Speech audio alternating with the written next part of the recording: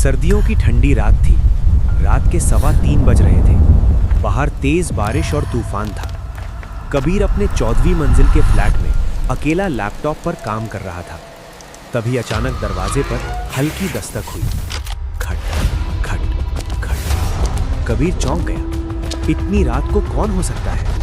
वो धीरे धीरे दरवाजे के पास गया और पीप होल से बाहर देखा। बाहर हॉलवे की लाइट झपक रही थी। वहां एक औरत खड़ी थी। उसने लाल रंग का पुराना कोट पहना था। उसका सिर नीचे झुका हुआ था और लंबे काले बाल उसके चेहरे को ढक रहे थे। कबीर ने पूछा, कौन हो तुम? बाहर से टूटी हुई डरावनी आवाज आई, दरवाजा खोलो, मुझे अंदर आना है। कबीर को कुछ अजीब लगा। उसने कहा, मैं तुम्हें नहीं जानता, सिक्योरिटी के पास जाओ। तभी उस औरत ने धीरे धीरे सिर उठाया। उसकी आंखें पूरी सफेद थीं और उसकी मुस्कान इंसानों जैसी नहीं। उसके होंठ खिंचकर दोनों कानों तक पहुंच गए थे और दांत सुई जैसे नुकीले थे।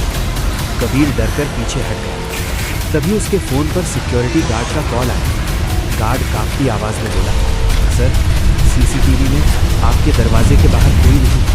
कबीर चिल्लाया, पागल हो गए हो क्या?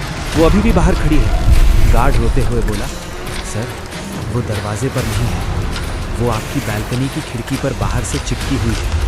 कबीर धीरे धीरे मुड़ा और खिड़की की तरफ देखा।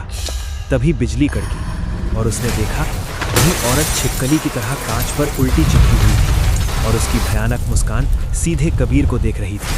फिर आवाज आई, क्रैक क्रैक। उसके नाखून कांच को खुरच रहे थे और कांच धीरे धीरे टूटने लगा। क्या कबीर बच पाएगा? जानना है तो कमेंट करो पार्ट 2।